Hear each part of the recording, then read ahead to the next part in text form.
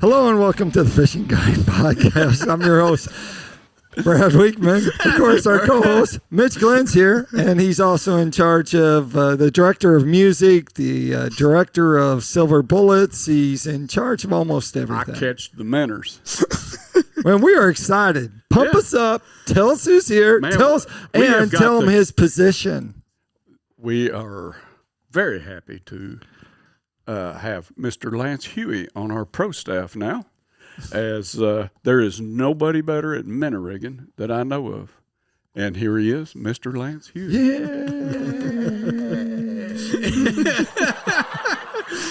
we annoyed you pro staff.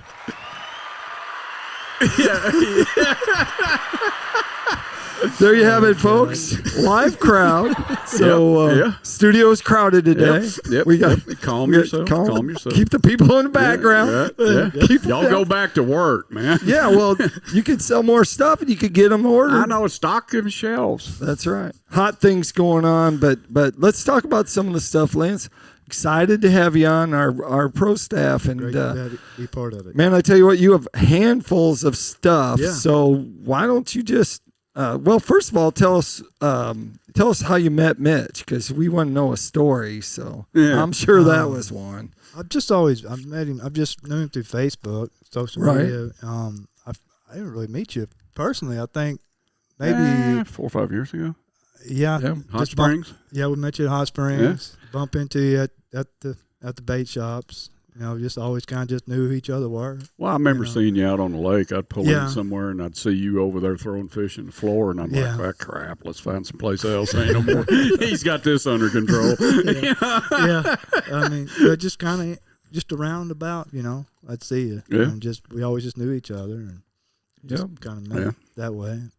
So, well, I've never seen anybody better with a set of spider rigs than you. Yeah. Well, I enjoy doing it. It's people that say it's boring. I don't see how they see it's boring. I literally have. You probably didn't know I was watching you, but I literally have sat and watched you picking fish up and laying them in the floor of the boat, and just like a machine, and just go, just coming in with them like that. I know if he was using crankbaits, we'd have to color one and name it the machine. Yeah. The Lance machine. Yeah. There you go. Yeah. So Lance is such a good selection because he's using a lot of obviously we're joking about it. Mitch is over there with the internet, and we talk about him using, but he uses lots of terminal tackle, and Mitch just happened to pull in because Pico Lures now has a line of tackle. We are a distributor for Vanguard Tackle now. Yep. Which is probably some of the broadest line of terminal tackle, anything from lines to swivels to snaps to split rings, hooks, you name it, bobbers, all kinds of bobbers, stringers, fillet knife sharpeners,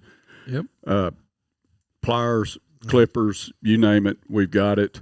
It's all one big broad line, and it benefits everybody in the community that way. Yep. So, Lance, tell us a little bit. You picked some of this selection out. So, you've been using it for a while. Yeah. So, tell us about terminal tackle. Talk about quality of the products, and Well, I mean, I'm using the half ounce, the egg weight. Right. That's the basic weight I'm pushing right now through the winter and part of spring. Go rig. And then I've been using the gold hooks, the Aberdeen. This is a size 1, but usually I'm using a size 2. Right. I got hooked on them. I mean, Mitch, we talked, and he's like, "Man, that's all I use is gold hooks." And I was like, well, "I'll try them out." And I mean, they've been catching the fish, and they're a stiffer hook. I mean, than what I was using. So when you set the hook, they're pretty stuck on there, and I'm just go ahead and sling them on in. Don't really worry about grabbing the net, Right. I wish I had that problem. We like hooks. They're just big fish. I need bigger hooks, stronger hooks. We like hooks around here. We built a jig head with a number 1 hook in it. Yeah. I've boat flipped 4-pound bass with it. It hadn't straightened it out on a crappie jig. So, what else you using on your spider rig? It's just a size 7, the 2-way barrel swivel. I use that. That's just for pre-tying. So I'll Right. come down, I'll do a 2-way, and I'll come down and do a loop overhand loop knot, and then cut the knot, and Okay. have my size 2 hook there, and then I'll run down 22 inches, do my weight both ends, and then I'll have about a 9-inch, 8-inch leader underneath with another hook, Right. or I've been using the jig heads too, I gotcha. the scope eye. Right. And I really like those too. It's not just because I've seen it on scope. I mean, it's a well quality painted jig head, and it's got a good stiff hook on it, and they really like that. I'm really liking those too. Yep. And then the line, I've been tying up the line, been using the line it carries. the Force Flex. The 4 Flex. I'm using 8 or 10 pound. Yep. And just tying it up. It's a clear line. It's a good strong line, and So you're tying them up. What are you wrapping them around? Do you got poo noodle, or what are you tying your leaders around? man, I have, so I'm part of B&M. I get a lot of their Minnow rigs too. Right. But they have like that little red thing that comes with it that you loop it around. It comes in a package. I just recycle those. Oh, and good. I just use those, and I have, I don't know, 50, hundreds of them things. So I'll tie up hair jig, kind of like a hair jig rig. I'll tie up jig rigs. I'll tie up these. I have 1 ounces. I have 2 ounce. I just have all these rigs tied up. I just got my whole storage container. Everybody's got their baits. They got my whole storage container is rigs of different variations of rigs. Wow. It's just, don't move it. I won't know where you put it. Yeah. Did you no see sense asking what you're doing during a snowstorm? No. Then really. Yeah. Have you seen marabou jigs that Mitch has? I've seen on the them. cards? I've seen them on websites. Seen them at the store. Haven't broke out and used one yet. I haven't broke out one. Well, before you leave here, you probably will have I'm some. all interested in. We need to get you in some bunny butts too. Yeah. Yeah. I just. But no bunnies were harmed. No. Okay. That's right. But that's basically the rig. It's right. It's a kind of a tricky rig. I like to get my inches and my distance between everything right. So when I put it down, I know exactly what depth they're at. And, I don't like that one's 3 foot long and one is 2 foot long. Are you using a line counter reel, or are you just using your rod? I'm using my rod. So I go by I count down, or you can even see on live scope now how deep it is. It's so much easier. But when I didn't have live scope, I was like, okay, from the front of the reel to about the B&M label, that's about a foot. Right. So I'll start, say, like the rig's 2 foot long, 24 inches or something, and I'll start at 3, 4, 5, 6, 7, and I'll add about, say, like if I want to have them 6 feet deep, I'll count down 7, so they sit about 6 feet. Well, let's talk a little bit about depth. How do you know where you're going to set your rigs at? When you get there, let's just say you're going out tomorrow and you're going fishing. How do you know where? Are you going to look around first and do some fishing? Or how are you going to find that, where they are? A lot of his past experience is knowing where they're at. I've been fishing beaver for 10 years, and I know, okay, these fish ought to be here. And then I'm fishing. You don't really have to judge much because I'm in 10 foot of water, 8, 7 foot of water. So I'm not having to go down. Yeah. Like that far. It's like, fish they feed up, so start up here. I'll start high and go. But previous trip, they were all the way smushed on the bottom. I swear they were playing. I made a post. I swear they was like playing limbo with my bait. They were just, you'd go over them and it's like, don't touch it. They just smash themselves further lay on down. their side like a flounder. I was just like, man, they just act like they just don't even want to touch the minnow. But that's live bait. That's live bait. So what do you do, Mitch, when they get on the bottom like that and they're really hugging? Do you you're using a jig? What? I drag a tube on the bottom. A tube? Like, tell us your rig. What are you using? A scope eye jig? And what? At that point in time, doesn't really matter. But usually I want it in their mouth. So what size? When I see them on the bottom like that, I'll use a tube insert head when it comes to that on a 2-inch tube. I've tried. And I will absolutely hold bottom contact the whole time. What size head you using? And what head? 16th to an 1/8. 16th or an 1/8. Yep. Yeah. Well, you're not moving very fast then. No. When I see them like that, I will absolutely drag it on the bottom like you was trying to catch a spawning bass or something. Yeah.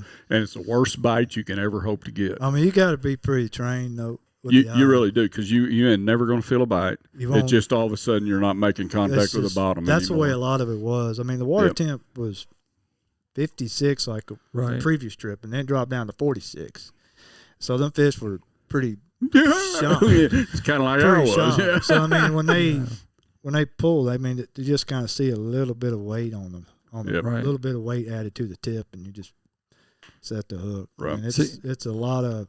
It's some of the biggest fish you'll catch all year. The bottom huggers they're the dominant, and then, dominant fish. Fellow was out there. I think he caught like a 14, 15-inch crappie, and he's like, "Boy, you barely even pulled on." I was like, "Yeah, that's what them big fish do when they're down there. They ain't going to." Yeah, you know. There's a spot or two in one of our mutual creeks that when it gets that tough, I know that's where they're at. And it's painstakingly slow to get bit. Yeah, but. Man, when you get one, it's going to be a good dandies that way. It's going to be a good one. So you're spider rigging. What kind of speeds are you looking at? I mean, it's a snail's pace. I'm still, I mean, really 0.2, 0.3. I mean, it's just like like you're like at 0 on the trolling motor remote. I mean, 0, you go to a half, stop. Yeah. Half. I mean, live scope now. I mean, I'm constantly panning, so I see the fish and I'll kind of go at them and then I'll slow down once I get to them, and I'll just kind of sit on top of them, basically. They don't want to move it when it's that cold. It's even worse when it's 37, 38 degree water temp, and they're smushed even further. I mean, you just got to kind of sit there on top of them, and then they'll come up and hit it. I mean, a lot of times it's just a little light bite, and then you'll have one that'll come off like a stump, or that'll come off the stump like it's. And I just love that. Yeah. I just love that. I mean, it's just you see them coming, they're coming, and that pole just buries you just like. Before live scope, though, you didn't even know that was going on. But I just love it. It's just when that pole goes down five eyelets, you're just like, let's get you going. So you had some. I saw you had some Vanguard. You had some Vanguard tools there. Yeah. So what did you pick out that you thought was cool? I thought the clippers were pretty cool. I mean, on the fly, cutting if you had to tie something, cutting the tail, the tag in. I mean, even tying that. I mean, I don't have my wife won't let me use the KitchenAid scissors at the house. Oh, really? So I use my little girl's little craft scissors. Yeah. Yeah, the ones you can't ever get off your fingers. Can't get off my finger. So it's just, so that'll work perfectly for that, and it's, and then the pliers, messing with, getting the hook out. I mean, especially you still catch the catfish and the gar. Those got pretty decent side cutters. Yeah. In them too. So I mean, you can cut it too. So I mean, they're good quality handle on them, good quality pliers to them. That's what's nice. I mean, it ain't. It's inexpensive in its quality. Oh, it's not. Yeah. It's not. I mean, some of this stuff, like your fishing line, comes out of South Korea. Yeah. I mean, this is coming from better places. Yeah. And we were at church the other day, and we got out of church. I'm walking out of the parking lot, and Lance is driving up, and we're visiting for a second. I look over and I said, well, of course, he didn't have his wife or anything, but he did have his minnows in his passenger seat in the front. Did he have a seatbelt around him? I did have a seatbelt on him. I need to start doing that. He needs to. Much as they cost these days, you better buckle them in. So tell us the reason why. I know we had talked about minnow nets, and Mitch I think had talked about minnow nets before on another show, and he's got a small minnow net. Oh, so you look That's like a floater. You look like you're for little minnows, and he looks like he's serious. Minnow guy. We brought the king in here, man. I'm an amateur at this minnow stuff. I got a 30 quart, 30 quart minnow bucket. He does this stuff on purpose. I just scoop them up and I leave them right there. I got you. And so when I reach down, I can just grab them real easy. So the bucket's on the side of me, and I just scoop them, and they'll stay there the whole trip. Yeah. And then I don't have to. That one, it's just so small. I mean, it'll float, but then it won't lay sideways. Big you know, bucket. I'm Yeah. picky. You know, I just There you go. I got to have it where it ready to go. So yeah, that. So if you're in the store and you're wondering, you're going to buy your husband or your spouse who likes the minnow fish. If you're looking at two different ones, now you know the reason why there's two of them. Yeah. And probably a good choice to get that wooden one. Don't you think? Yeah. How do you know which one works better? Do you always go with the smallest minnow, or do you always go with the biggest one? You know, I always I let the fish kind of tell me what to do that day. Yeah. I like small minnows. I mean, and I mostly try to stay with the medium size. I never like them ones that they look like they jumped in from the brooder tank over into the. You know, this isn't Grenada. Grenada. I'll go ahead and scoop bit out because my hand always tends to grab that big one because it's always right there, and I'll just throw it on out. Yeah, Grenada's a whole different world. So I mostly stay with the 2-inch to a small one, you know, and they're small crappie minnows down there. The striper guys down there would eat up. Yeah. And you showed the scope eye jig heads that you're using some of those. Yeah. You're using those and tell us again how you're using those. Are you using any just artificials like with the tube or a pointer shad? I'm using a tube, a plastic jig. I mean, just different plastics that I've had success on. Okay. Tube jigs, red and white tube jig, pink and white tube jig. Yep. That cold water, I just love pink and white and red and white. Once it gets cold, I like red and white and pink and white. And the tube, and then I'll still tip a minnow on it. I'll put a little bit smaller of a minnow just so they can, you know, I'm not feeling my pose. I don't feel a thump. I feel a thump with my eyeballs. So, you know, I sit there and so I have a little minnow on there, so they go ahead and lock down on it. Then you set the hook on it. But I gotcha. But that's basically my jig rig. And Mitch, how'd you came up with these so that it's sad because they actually your plastics last longer on these hooks. Why do they last longer? Well, we put that wire keeper on those things. Yeah. So now you can rig something like a tube onto that jig head. Yeah. You don't have to have a tube insert head. You can rig that on there, and I think my record so far has been like 18 fish on one bait. Yeah. And then I only lost it because I hung it on a boat dock. You know, so I mean that thing will hold a plastic, you know, till you're tired of it. Right. Yeah, dynamite. Yep. That's what I got to say. Yeah. There you go. Yeah. Anyway, that takes us to tackle time. Tackle time's all about Pico lures and Vanguard lures. Wait, that's what we've been talking about the whole time. Maybe we should just have Lance do it. Can we do a visual tip? Sure, do a visual tip. I'll try to teach Lance something about rigging a minnow. Okay. Run, go get me a tube. A tube. Got it. Don't care what side. Just pick one of them big bags and bulk bags in there and grab a tube. I'll show you a trick. Okay. Grab one of your jig heads out. You just need this one. It don't matter. All right. Tip of the day right here. This will be good. Yeah. I already. I can get it there. There we go. Don't stab yourself. To your right. To your right. To your other right.